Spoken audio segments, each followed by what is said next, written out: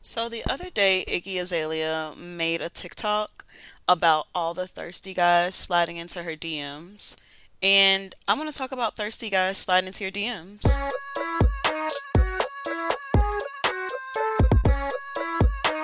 Welcome back to QC with the Pod. It is me, Quenisha. I am your host. If you are listening to this, wherever you are, did I say if you are, you're listening to this, anyways, wherever you're listening, please make sure that you subscribe to the podcast. Please make sure to rate, review, and do all that beautiful stuff. So today we're talking about Iggy Azalea. Sis got on TikTok exposing all the thirsty guys in her DMs. And they said some outrageous things. Things like I want to lick the inside of your butthole, offering her money, the cash apping her to, talk to her. Um Everything like that, right? So she's just dancing in front of all these, and sis put these men on blast. She's showing off in a sense, she's like, "Oh, look at these men," because like, why else would you do that? And I think it's also important to mention that she's had a rough romantic life. She's her baby daddy. Was that her baby daddy? Yeah, he was cheating on her or whatever. The other guy cheated on her. She's had a rough romantic life as well. So I think it's also important to acknowledge that. But I just want to talk about thirsty guys in the DMs and just, I guess, the laws of the thirsty guys in the DMs. Law number one: when a thirsty man, not a regular man, it could be a regular man. When a thirsty, disgusting man, and we're only talking about thirsty, disgusting men right now, slides into your DMs, it can or cannot say something about what you are presenting. Okay, so we're on social media, right? We're on Instagram. Your Instagram is kind of like your advertisement for your life. Everyone's looking at it, they're like, okay, this is what she's selling. Okay, I'll buy this from her. I won't buy. That's essentially what it is. It's our commercial. You're selling something. It can be an indicator of that, or it cannot, because there are some men who are just disgusting and will troll and everyone, like copy and paste in the message. And then there are some men who will only send messages to certain women. Now, the reason I say this is because I personally have never received a disgusting DM from a stranger. I've received a disgusting DM from a friend of mine, an ex friend of mine, who was really drunk, and y'all, it was so nasty. But that's the only one I've ever received. Everything else is pretty much like, oh, you're from strangers. It's just like, oh, you're pretty, you're gorgeous, blah, blah, blah. But never disgusting, like I want to lick the inside of your butt. So that's the first law, and I know it's not a law. Disgusting men can or cannot say something about what your Instagram represents. Look at your Instagram. We are all reflective queens over here. Be real with yourself. And I'm not saying change your Instagram either, but like, don't, you can't get upset if I'm posting ass shots on Instagram. I can't question why this man sent me a DM saying he wants to see my ass cheeks. It just doesn't make sense. I shouldn't be able to comprehend why he said that. Okay. Law number two: don't respond to them. Don't respond to them. There is a high likelihood that they are copy and pasting and sending that message to multiple women, and you miss every shot you don't take, right? So why not just throw out as many shots as you can? One hits back, perfect. I'm on the right page. One doesn't, welp. Um, don't respond to them. And sometimes I will respond to, so I'm talking about dating apps, and I haven't had it. So, but dating apps, I will entertain guys just to because I'm bored and I feel like messing with people. If you're in the mood to mess with people, sure. If you are trying to chastise this man for sending you this, how could you? You need to respect women, sis. You're not gonna change that. You're not. And it kind of reminds me of this TikTok I saw, and I think also like this was kind of, if you saw Grand Army, then you can, it makes sense. Those women that are like, I should be able to wear short shorts up to the crack of my ass because men shouldn't men shouldn't look, or men shouldn't be, this shouldn't phase a man because it's just a body. My body is not, it shouldn't be sexualized. Yet, when those girls are sexualized, they're like, "Oh my God, I can't believe this." But it's like, you you know where you live. Like, you know where you live, sis. You know what planet this is. You can't change filthy, disgusting, thirsty men. Law number 3. These DMs should not be seen as a prize. And they shouldn't be seen as anything more than that, just a message a guy sent you. Literally, that's it. There's no value to it. This guy is not trying to court you. This guy is not trying to get to know you. This guy is not trying to do anything but get you to acknowledge him and say something to him. You should not feel good. Not you shouldn't feel good, and you shouldn't feel bad. So maybe I know I'm not saying that the right way. You shouldn't feel like you won a prize. You shouldn't feel like, "Oh, yes, I have multiple men pursuing me." If you have that, because they're not pursuing you. So let's not let that go to our heads. That's what it is. Yeah. So I think I'm done with laws of thirsty men in the DMs.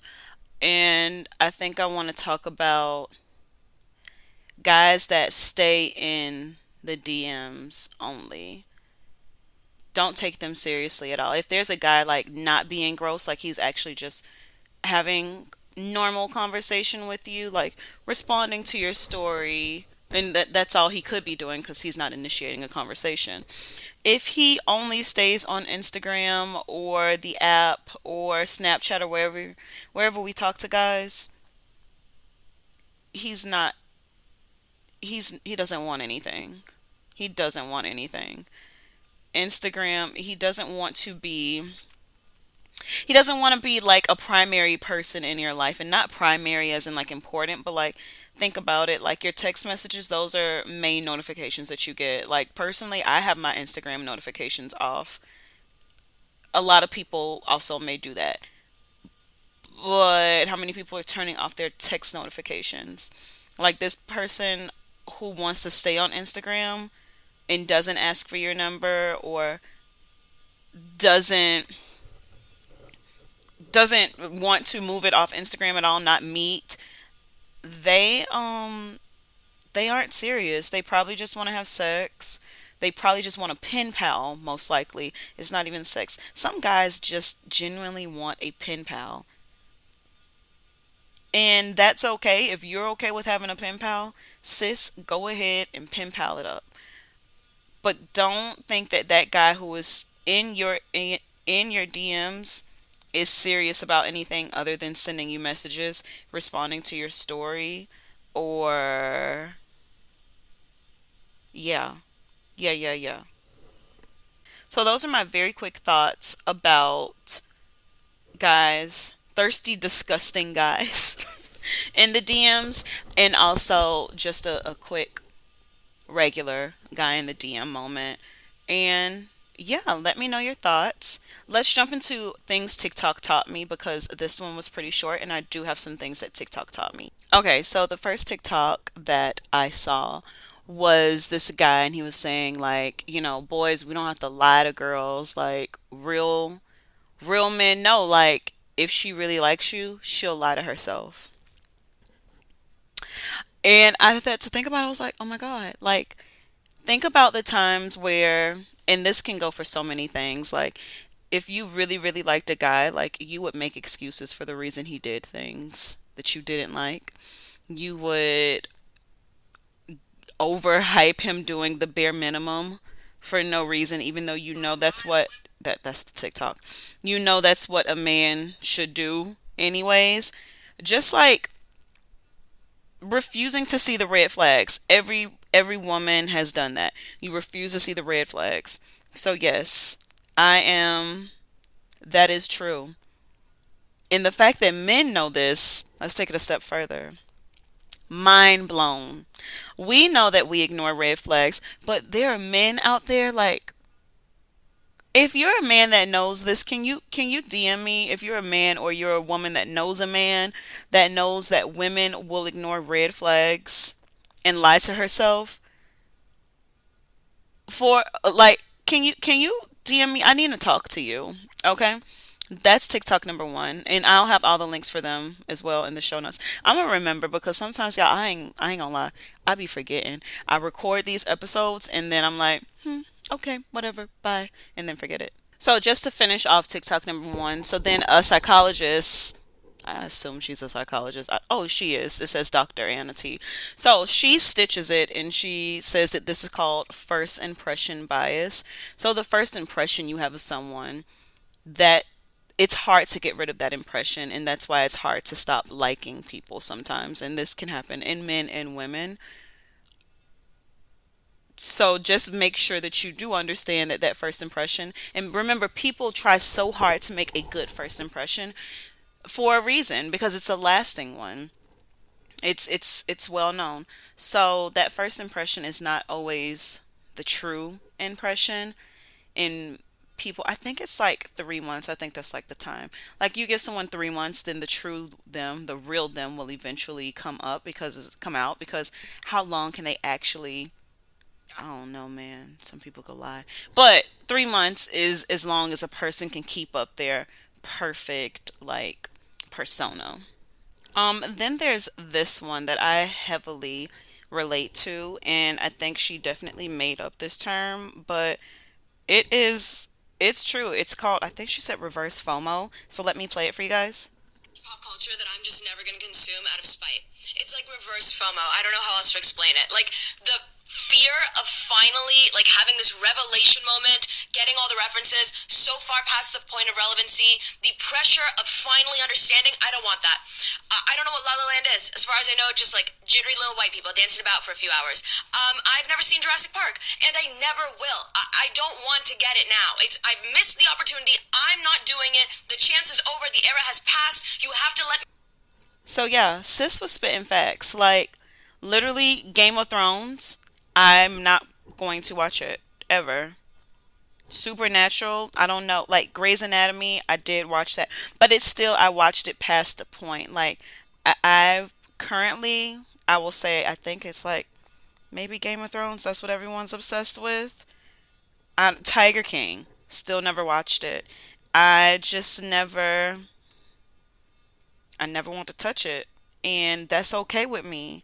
So what TikTok taught me is that I'm actually not weird, and there, these feelings are valid that I have. Because I feel like everyone around me does watch these shows, and I will literally watch a show. Like, I binged.